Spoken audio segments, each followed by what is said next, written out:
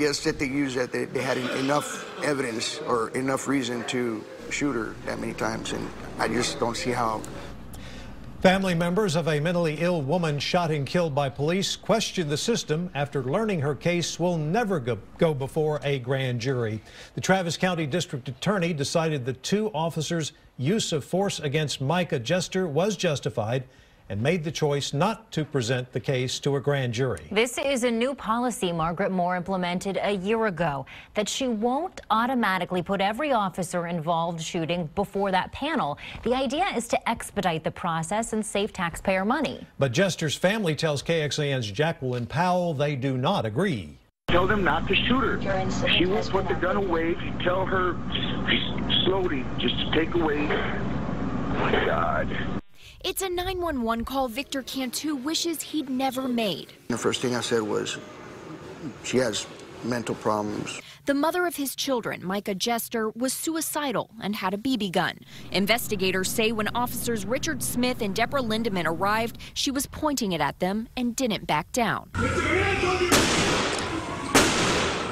They both fired and say when she fell to the ground and kept reaching for her weapon, they fired again. It was an overkill. She was shot in the head, in the chest, everything. Jester's sister worries their force was excessive. Their motto is serve and to protect.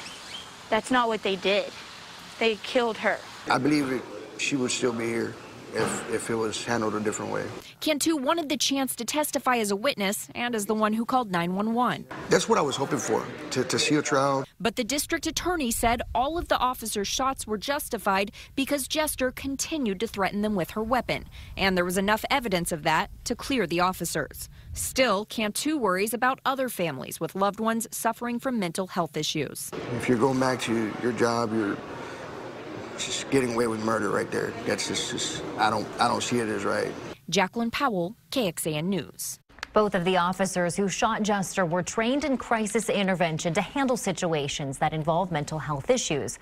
Officer Lindeman was a certified member of the crisis intervention team, and Officer Smith had received 40 hours of training at the academy.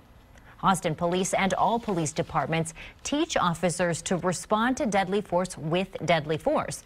Interim Chief Brian Manley explained why after an officer-involved shooting last December. We don't shoot to wound because if it's a situation where you don't need to immediately end a threat of deadly violence being carried out by somebody else, then you shouldn't be using your weapon. Officers are trained to never point their firearm at someone without deadly force on the table. Then they're trained to target the largest middle section of the body until they no longer believe another life is at risk. You can use deadly force for the preservation of life, either the officers or community members, and that's what the expectation is. It's a position no officer wants to be in, but once they believe that a suspect can kill, it is a life or death situation.